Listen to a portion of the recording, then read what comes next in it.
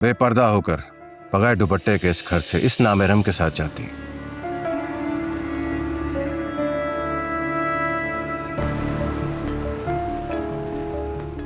मैंने कॉलेज में भी जाके देखा है, वहां पर भी ये बगैर दुपट्टे के घूम रही होती है।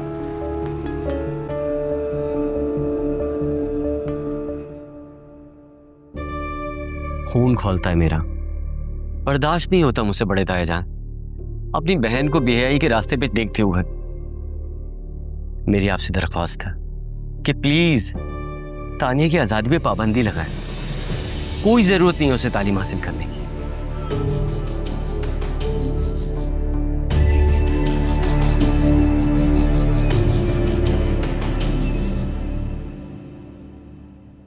अस्सलाम वालेकुम ताज।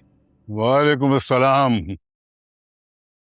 अभी जो तुमने तरबियत दी है अपने लड़के को, हम उसी का तस्करा कर रहे थे और उसकी तरबियत के किस्से बयान कर रहे थे। आओ, अच्छे वक्त पे आए, बैठो। शुक्रिया।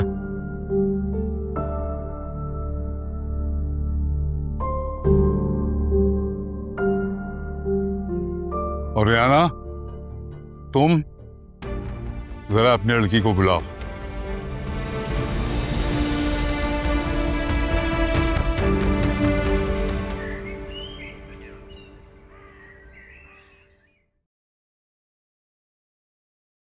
तुम दोनों दुपट्टा लो सर पर और हाँ मेरे साथ। और वो जो इतने गंदे इल्जाम लगा रहे हैं मुझ पे, उनका क्या जवाब दूंगी मैं उन्हें? जो दिल में आए जवाब देना, मगर एक बात याद रखना, गुस्ताखी से बात मत करना। अगर उन्हें अपनी गुस्ताखी महसूस हुई तो फौरन तुम्हारे खिलाफ फैसला सुना देंगे। फैसला तो तुम्हारे खिलाफ होगा ही, मगर इतना तुम्हारे ऊपर जुल्म और जबर करेंगे कि तुम्हारी आवाज कोई सुनने वाला नहीं होगा। समझी तुम? चलो आओ, अटल आ जाओ।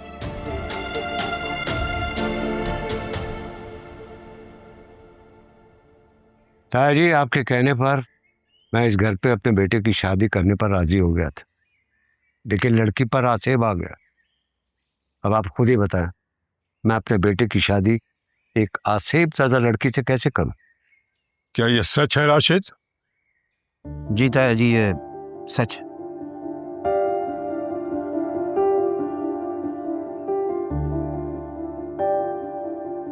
अस्सलाम वालेकुम। वालेकुम अस्सलाम। तुम्हारे पर इल्जाम है कि तुम बेहयाई का मुजाहरा करती रही हो, बेपर्दा कॉलेज आती जाती रही हो। क्या ये सच है?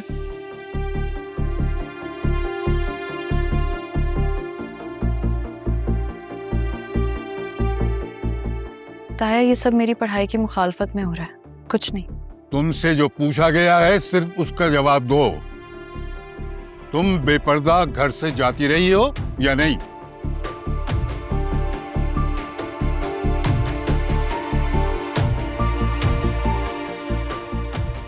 नहीं, ये इल्जाम गलत है।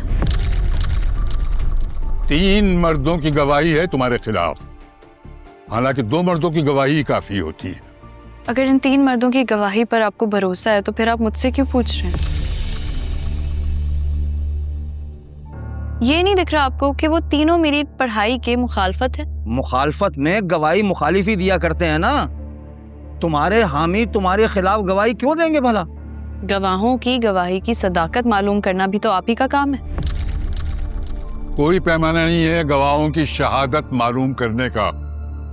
उनके दिल में दाखिल होकर कोई नहीं जान सकता कि वो सच कह रहे हैं या झूठ कह रहे हैं। और वो गवाह मर्द हैं, और मर्द 2 ही काफी होते हैं गवाही के लिए। लेकिन ताया, बस, तुम्हें जो कहना था तुम कह चुकी।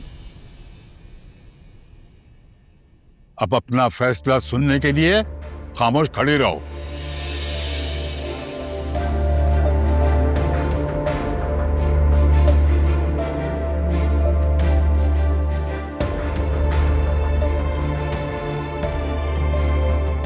और तुम्हारी होने वाली बहू अगर आसेब के तसल्लुत में है तो फिर क्या हुआ? जरा सी कोशिश से आसेफ को रफा दफा किया जा सकता है। अब इतनी सी बात पे मंगनी तो नहीं तोड़ी जा सकती ना।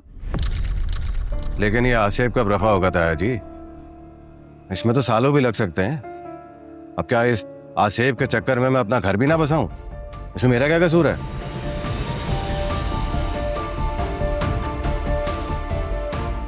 ताया जी, सीधी सी बात है, आप तानिया की तालीम पे पाबंदी लगाएं और फौरी तौर पर तानिया और जाहिद की शादी का ऐलान कर दें।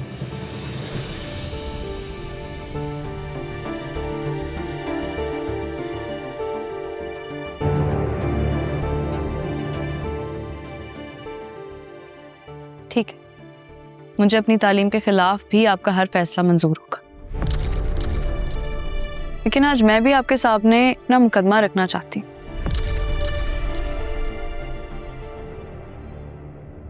जाहिद से शादी नहीं करना चाहती मैं, आखिर मैं भी इंसान।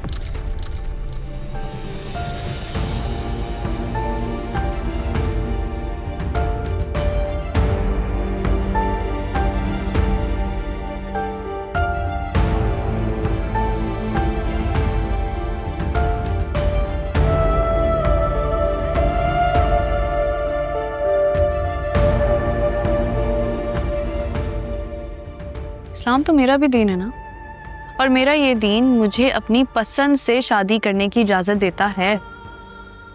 जब मेरी मर्जी शामिल नहीं है तो फिर बस खामोश रहो। हमें दीन, शरीयत और इस्लाम मत सिखाओ। तुम्हारा मुकदमा दाखिल होने से पहले ही खारिज किया जाता है।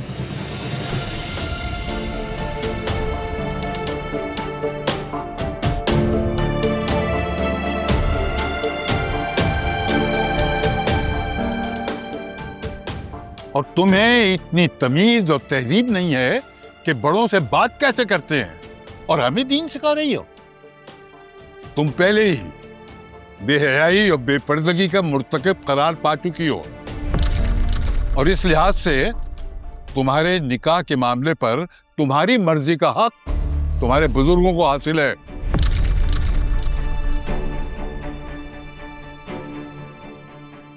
क्योंकि तुम्हारा दीन तुम्हारी हवस परस्ती के लिए तुम्हारी मर्जी से निकाह करने की इजाजत नहीं देता।